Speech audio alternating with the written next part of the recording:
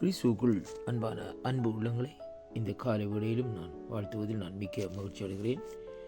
29ஆம் தேதி 6வது மாதம் 2026ஆம் ஆண்டு திங்கட்கிழமை. இந்த காலை வேளையிலும் வேத தியானத்துக்கு எடுத்துக்கொண்ட பகுதி பிலிப்பியரின் புத்தகம் 4வது அதிகாரம் 4வது வசனம் இப்படியாக சொல்லுகிறது: கர்த்தருக்குள் எப்பொழுதும் சந்தோஷமாயிருங்கள் என்று மறுபடியும் சொல்லுகிறேன் என்று பவுலடிகள் இந்த இடத்திலே சொல்லியிருக்கிறதை பார்க்கிறோம். பிலிப்பு சபைக்கு பரிசுத்த பவுலாகிய ஆண்டவருடைய தேவதாசன் எழுதுகிற வேளையிலேயே அவர் எழுதுகிறார், எப்பொழுதும் சந்தோஷமாயிருங்கள் என்று சொல்லி இந்த நாட்களை சொல்லுகிறதை பார்க்கிறோம். ஆம் பிரியமானவர்களே, ரிஜாய் இன் த லார்ட் ஆல்வேஸ் என்று சொல்லி இன்றைக்கு நாங்கள் பார்க்கிறோம். ஏன் அப்படியாக சொல்லப்படுகிறது என்றால், கிறிஸ்தவர்களாக இருக்கிறவர்கள் ஒருபோதும் இந்த நாட்களில் நாங்கள் அழுது கொண்டு இந்த நாட்களில் இருக்கக்கூடாது. ஏனென்றால் நம்முடைய ஆண்டவராய் இயேசு கிறிஸ்து ஒரு மரித்தவர் அல்ல. நாங்கள் ஆராதிக்கிறது ஒரு மரித்த தேவனை நாங்கள் ஆராதிக்கிறதல்ல. நாங்கள் ஆராதிக்கிற தேவன் உயிரோடு இருக்கிற தேவன் மட்டுமல்ல, அவர் ஜீவிக்கிற தேவனாய் நேற்றும் என்றும் மாறாத தெய்வமாய் இந்த நாட்களில் இருக்கிறார் என்பதைத்தான் இந்த வார்த்தை ஊடாக நாங்கள் பார்க்கக்கூடியதாக இருக்கிறது. அன்பு சகோதர சகோதரர்களே, இந்த வாக்குத்தத்தங்களை நீங்கள் கேட்கிற வேளையிலே சற்று இந்த நாட்களை சிந்தித்து பாருங்கள். என்னுடைய ஆண்டவராகிய இயேசு கிறிஸ்து 3ஆம் நாள் உயிர்த்தெழுந்து மகிமை உள்ளவராய் நமக்குள்ளே மகிமையின் பிரசன்னத்தோடு வாசம் செய்கிற தேவனாய் இந்த நாட்களில் இருக்கிறதை இங்கே இந்த வார்த்தை ஊடாக பார்க்கக்கூடியதாக இருக்கிறது.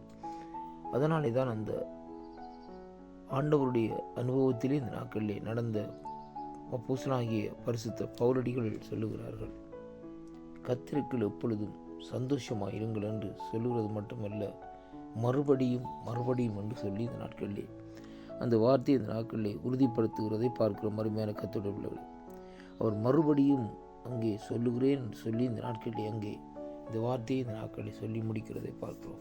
ஆம் பிரியமான அன்பு பிள்ளைகளே, எந்த சூழ்நிலைகள் வந்தாலும் கர்த்தர் நம்மை விடுவிப்பார், கர்த்தர் நம்மை ரட்சிப்பார், கர்த்தர் நமக்கு சமாதானம் தருவார், கர்த்தரே நம்முடைய தெய்வம் என்று சொல்லி இந்த நாட்களிலே ஒரு விசுவாசத்தை கொண்டு இந்த நாட்களில் நாங்கள் நடப்போமா இருந்தால் நம்முடைய வாழ்க்கையிலே துக்கத்துக்கு எந்த விதமான காரியங்களும் இல்லை.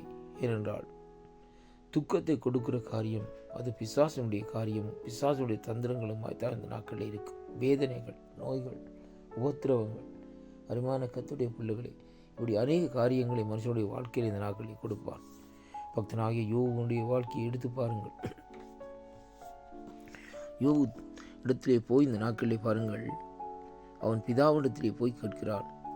அங்கே யோபை குறித்து ஆண்டவர் சொன்ன வேளையிலே அவன் சொல்லுகிறான், இந்த நாட்களிலே அவனுக்கு விருதாவாக அல்ல, இந்த நாட்களில் நீர் அவனை மூடி சுற்றி இந்த நாட்களிலே, அதாவது இந்த நாட்களிலே அவனை சூழ்ந்திருக்கிறீரே, அந்த தடைகளை எடுத்து விடும் என்று சொல்லுகிற வேளையிலே ஆண்டவர் அந்த காரியத்தை செய்கிறார். அருமையான கர்த்தருடைய பிள்ளைகளை, புடமிடும்படியாக ஒப்புக் கொடுக்கிறார். ஆனால் அவனுடைய வாழ்க்கையிலே பாருங்கள், அவன் எப்படியாக அந்த நாட்களில் அந்த யோபு பக்தனை வேதனைப்படுத்தினான் என்று பாருங்கள். அப்படி சொத்துக்கள் அழிகிறது சர்வசாதாரணம்.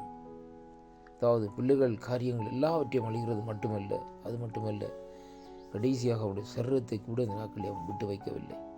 சரீரத்திலே வேதனைகளை, துன்பங்களை இந்த நாட்களில் கொண்டு வருகிறான். அருமையான கர்த்தருடைய பிள்ளைகளை, இன்றைக்கு நம்முடைய வாழ்க்கையிலும் அப்படிப்பட்ட சூழ்நிலைக்கு தான் இன்றைக்கு நாங்கள் தள்ளப்பட்டிருக்கிறோம்.